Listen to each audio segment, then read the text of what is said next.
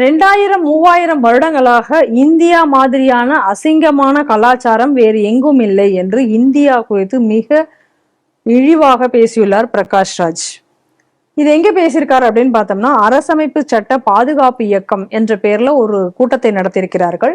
அந்த கூட்டத்துல போய் தான் இவர் இந்த மாதிரி ரொம்ப திமிராக இன்னும் பல்வேறு கருத்துக்களை இதே போல தெரிவித்திருக்கிறார். அசிங்கம் பிடிச்ச பயிலுக சேர்ந்து ஒன்று ஆரம்பிச்சிருக்கான்.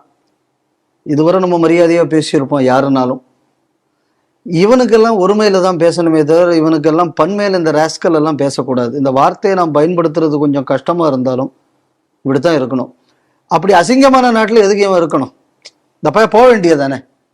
சரி, உனக்கு ஏதாவது வரலாறு மண்ணாங்கட்டி தெரியுமா? சரிரா, 2000 வருஷம் இந்த நாட்டில் பொண்ணு கிடையாது, பொருள் கிடையாது, இது பிச்சைக்கார நாடுங்கிற இல்ல. அப்ப 2000 வருஷம் இங்க எதுக்கிட்ட கொள்ளையடிக்க வந்தீங்க?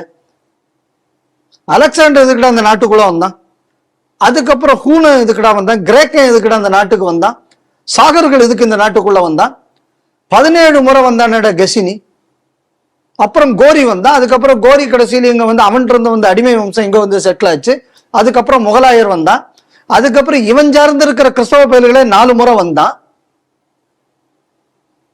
கொள்ளையடிக்கிறதுக்கு வரும்போது இங்க பொண்ணும் பொருள் இல்லாம பின்ன எது கிடக்க நக்கறதுக்கு இங்க அவ்வளவு பயல்களுங்க.